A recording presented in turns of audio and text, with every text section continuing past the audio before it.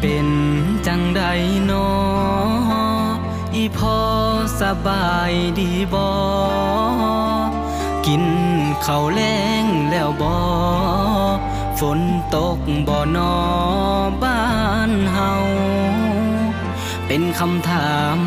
คาใจที่อยากเว้านำกับพ่อทุกเศร้าอยากเว้านำอยากกอดยามเหงาแต่มื้อนี้ลูกเว้าบ่ได้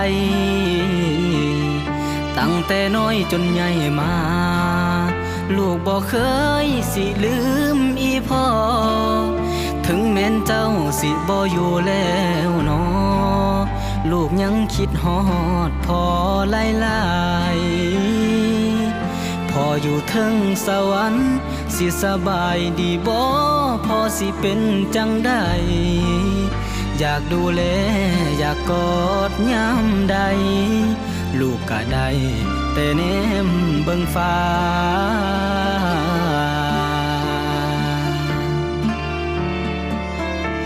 คิดฮอดพ่อเด้อคิดฮอดพ่อเด้อพ่อได้ยินบ่เสียงลูกชายที่ห้องหาพ่อคิดฮอดแท้น้อคิดฮอดพ่อหลายๆอยากสิดูแลเฝ้าคอยเทคแค่แต่ก็เฮ็ดบ่ได้เฮ็ดได้เพียงส่งใจทางไกลขึ้นไปถึงฟ้าว่าลูกคิดฮอ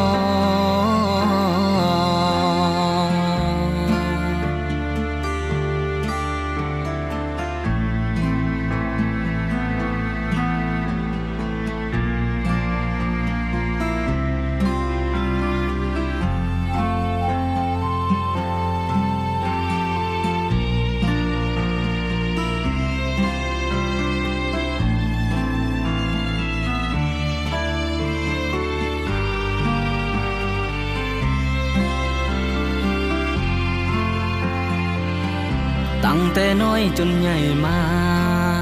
ลูกบ่เคยสิลืมอีพ่อถึงแม้นเจ้าสิบ่อยู่แล้วน้อลูกยังคิดฮอดพ่อหลายๆพ่ออยู่เทิงสวรรค์สิสบายดีบ่พ่อสิเป็นจังใดอยากดูแลอยากกอดยามใดลูกก็ได้แต่แนมเบิ่งฟ้าคิดฮอดพ่อเด้อคิดฮอดพ่อเด้อพ่อได้ยินบ่เสียงลูกชายที่ห้องหาพ่อคิดฮอดแท้น้อคิดฮอดพ่อหลายๆอยากสิดูแลเฝ้าคอยเทคแค่แต่ก็เฮ็ดบ่ได้เฮ็ดได้เพียงส่งใจทางไกลขึ้นไปถึงฟ้าว่าลูกคิดฮอดคิดฮอดพ่อเด้อคิดฮอดพ่อเด้อพ่อได้ยินบ่เสียงลูกชายที่ห้องหาพ่อคิดฮอดแท้น้อคิดฮอดพ่อหลายๆอยากสิดูแลเฝ้าคอยเทคแค่แต่ก็เฮ็ดบ่ได้เฮ็ดได้เพียงส่งใจทางไกลขึ้นไปถึงฟ้าว่าลูกคิดฮอด